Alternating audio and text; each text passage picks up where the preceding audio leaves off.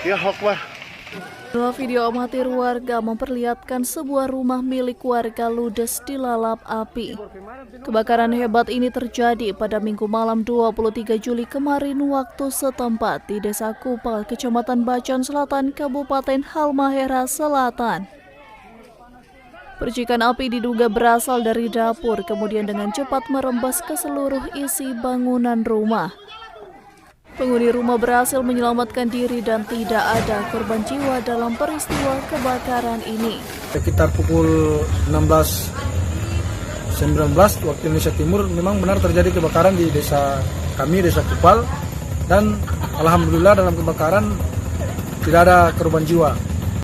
Kini petugas masih menyelidiki penyebab kebakaran tersebut.